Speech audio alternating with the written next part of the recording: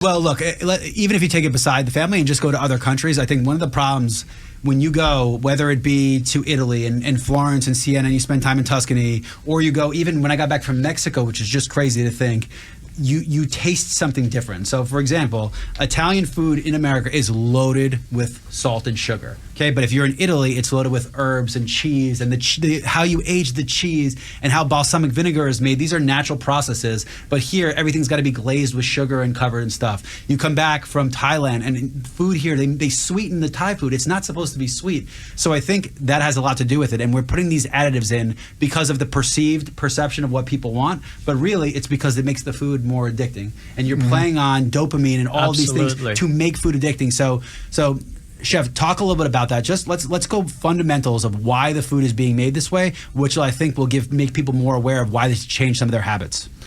Well, I don't really think that it's like organized. I don't think that restaurant owners are like, sitting together and they're like, oh, let's make sure we put a ton of sugar, a ton of salt.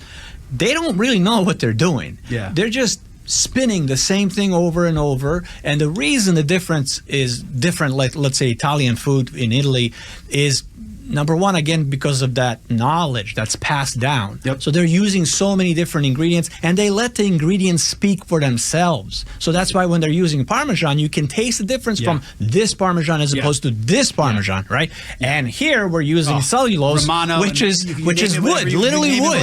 Well, let's look. I mean, if you go to Europe, how many chains are there? How many franchises are there? Yeah. They Right? exist. They exist. They exist, it's but not to the same. Right. They're not as pervasive. It depends where in Europe, because there's a lot of KFCs in Prague, which was crazy when I was there. There's one on every corner. But there are different ingredients they can use. The sit-down restaurants, whether you want to go into the Olive Garden as one example, and restaurants like that where they set up the menu to get people back, and I think that's where you start to get some of that. I really wanted to bring this. I'm so glad that I got this attention now. That I really wanted to say something. It's so difficult for me to even hire a sous chef today because we have compartmentalized. How do you compartmentalize? Yes, and we kept it. The acronym in the restaurant industry is KISS. Keep it simple, stupid. But we made it so stupid.